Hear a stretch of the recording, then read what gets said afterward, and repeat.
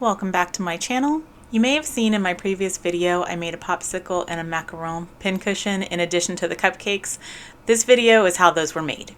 They use essentially the same materials. This was some foam from something that I ordered through the mail, which you will use in addition to a hot glue gun, a pen or a marker, scissors or a knife, fabric, pins, needle and thread, and maybe some cardboard scraps to help you out. So basically everything except the tins.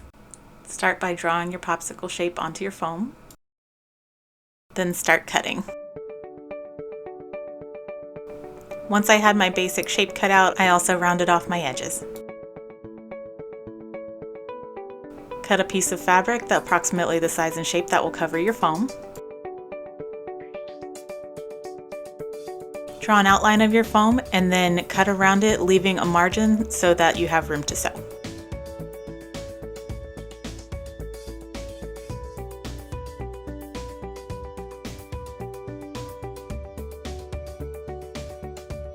Sew along the outline that you drew. Once you have the sides put on the first piece, go ahead and draw an outline around the edge of the top and pin in place. Again, you will sew along the outline that you drew.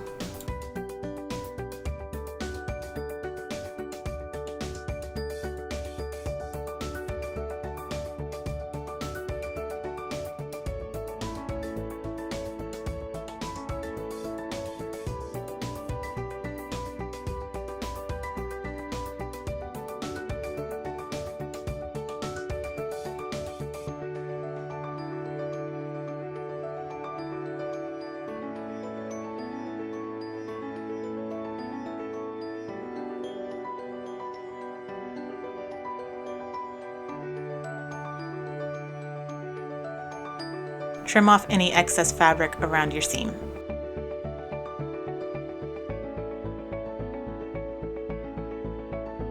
So now we're going to turn what we have right side out, put our foam in for a test fit, and cut off any excess fabric. You can see here it's a snug fit, but that's what you want. If you had a wooden popsicle stick, you could totally use that for this, but I did not have any, so I used foam. Next, we're going to take another piece of foam and start forming our stick. Since I didn't intend on sticking any pins in the actual stick part, I covered the foam in a couple layers of hot glue to give it some rigidity. For this next part, I definitely could have closed this up using needle and thread, and it probably would have been a lot cleaner, but as you can see, I was being lazy, so I closed up the bottom of my popsicle with the hot glue.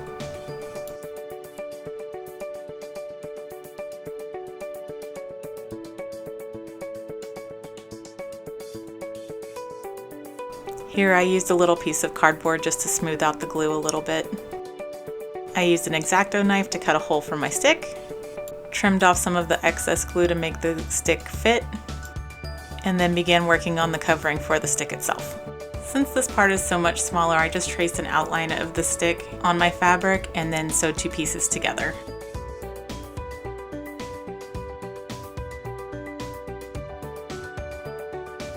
Because it's so small, I had to use the back of my knife to get it turned inside out all the way.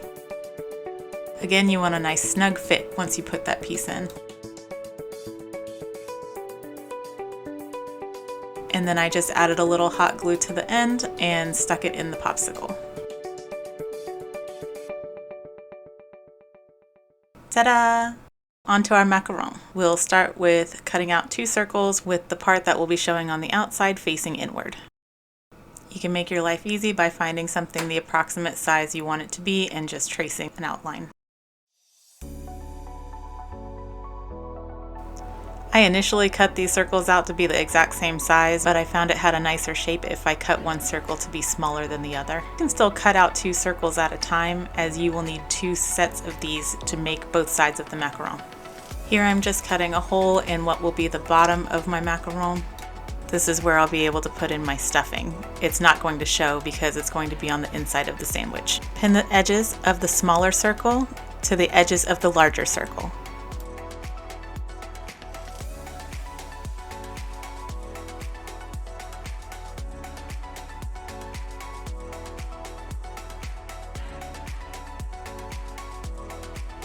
Once you have the edges sewn all the way around, turn it right side out. using the hole that you cut in the middle of the bottom. Use the edge of your finger to get in and make sure that the edges are pushed all the way out. Repeat this whole process for the other half of your macaron. Now it's time for stuffing. To make sure I got that classic macaron shape, I used a makeup pad to get a semi-flat surface on top, and then stuffed the rest of it with cotton balls. At the end of this project, I found that the foam was much easier to stick pins in than the cotton balls, so if you have foam that will work for this project, I recommend using that instead.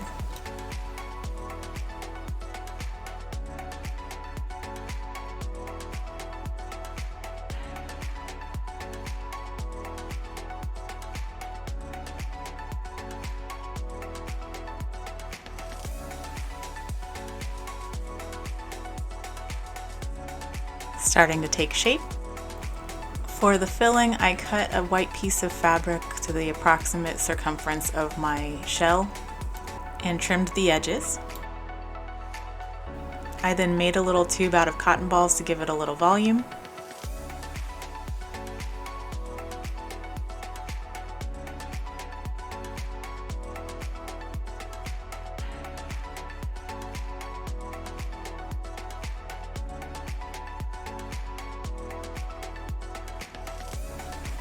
Rolled it up and pinned it, made sure that I had enough to go all the way around, and then sewed it together.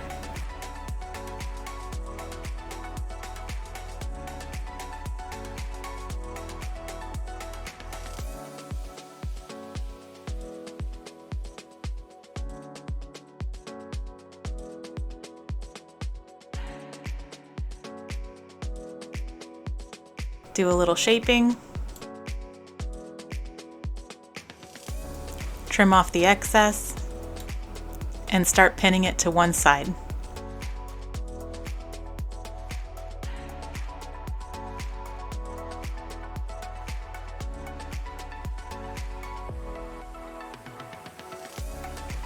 With a needle and thread, hand sew your filling onto your shell, preferably using the same color thread as the color of your filling.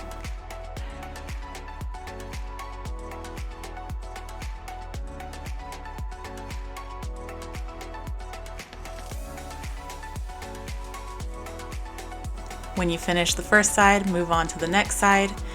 If possible, go back and forth between the two shells through the filling as many times as possible. This will help to hide the seam and also keep it together tightly.